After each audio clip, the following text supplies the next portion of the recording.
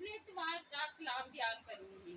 खुदा के खादम ने जो हमें सिखाया था कि नरम जुबान सख्त हड्डी को भी तोड़ सकती है, इसी तरह इसका सब्जेक्ट यही है कि नरम जुबान सख्त हड्डी को भी तोड़ सकती है। इसका रेफरेंस हमें बाइबल मुकद्दस में यूं मिलता है कि जब खुदावन यीशु मसीह सलीब पर थे तो उसने कहा कि देख बाप, तू इनको माफ कर, क्योंकि ये नहीं जानते कि ये क्या करते हैं। डाकू ने उसी वक्त तौबा की और कहा कि खुदावन यीशु मसीह, जब आप अपनी बादशाही में जाएंगे तो मुझे याद रखना। तो खुदावन यीशु मसीह ने कहा कि तू आज ही मेरे साथ फिरदौस में होगा। इसी तरह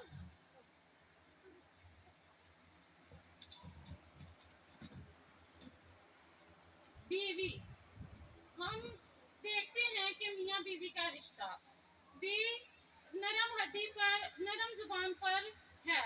अगर बीवी अपने शौहर की रिस्पेक्ट नहीं करेगी तो हो सकता है कि उनकी लड़ाई झगड़े हो सकता है कि उनकी डिवोर्स हो जाए।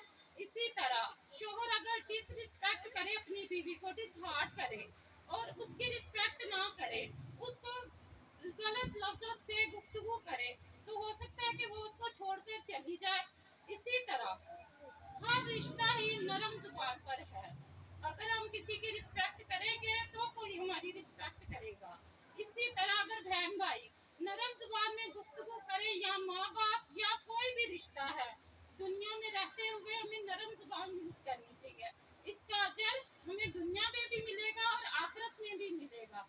खुदा यीशु मसीह के नाम में आप सब बहन भाइयों को मेरी तरफ से सलाम। आमीन। God bless you.